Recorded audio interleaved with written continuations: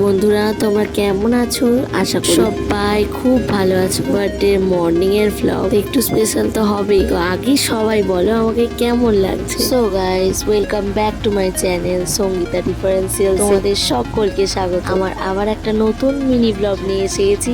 এটা হচ্ছে আমার বার্থডে মর্নিং, মানে 26 আগস্ট মর্নিং এ আমরা একটা বিশেষ স্থানে পৌঁছাবার জন্য আমরা বেরিয়ে পড়েছিলাম। তো আমরা একটু সকাল সকালে বেরিয়ে পড়েছিলাম, কারণ আমাদের ডেস্টিনেশন আমাদের বাড়ি থেকে অনেকটাই প্রায় দূর। আমাদের অনেকগুলো ট্রান্সপোর্টে করে যেতে হবে, সেই জন্যই আমরা বাস প্রথমেই ধরার জন্য দাঁড়িয়েছিলাম। কিন্তু না, ভাগ্য তো আমাদের সাথ দেয়নি। ওখান থেকে টোটো করে ময়দানে গিয়ে, ময়দান থেকে হাওড়ার বাস ধরে আমরা হাওড়া গিয়ে তারপরে আমরা ট্রেনে উঠে পড়লাম। তো ট্রেনের যাত্রাটা সত্যি অনেক দিন পরে হয়েছিল, তাই বেশ মনোরম লাগছিল। চারিপাশটা বেশ সবুজে বসে বন্ধুরা বাইরের দিকটা দেখতে বেশ সুন্দরই লাগে। আমি জানি না তোমাদের কিরকম লাগে, তোমার ট্রেন জার্নি কিরকম লাগে, তোমরা একটু আমাকে একটু জানিও। আমার তো বেশ লাগছিল, ফুরফুর করে হাওয়া আসছিল। বার্থডে মর্নিংটা বেশ সুন্দরই কাটছে, সুন্দর অনেক সুন্দর, প্রায় 1 ঘন্টার কাছাকাছি ট্রেনে যাত্রা করতে হয়েছিল। তারপরেই আমরা নেমে গিয়েছিলাম চুচুড়া স্টেশন। তো তোমরা কিছুটা হলেও উঠতে পারছো আমি কোথায় যাচ্ছি, তো এবার দেখেই নাও আমি কোথায় যাচ্ছিলাম। তো এসে গেছিলাম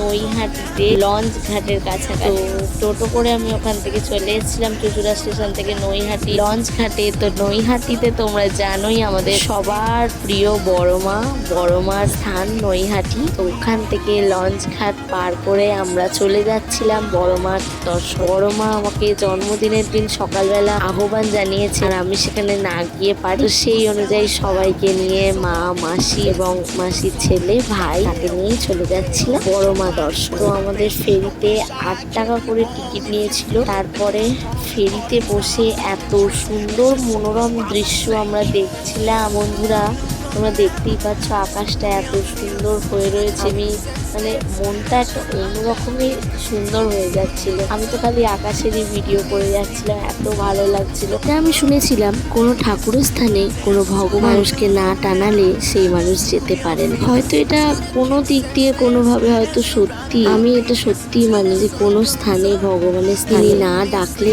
আমরা কখনোই কোনোভাবেই যেতে পারবো, কারণ আমরা তার আদেশের অনুগত। বড়মার দর্শন পাওয়া সত্যি ভাগ্যের ব্যাপার, আর সেটা আমি একদমই নষ্ট করতে চাইছিলাম না, অন্তত আজকের দিন। তো নেক্সট পার্টটা আসছে খুব তাড়াতাড়ি, সঙ্গে থেকে।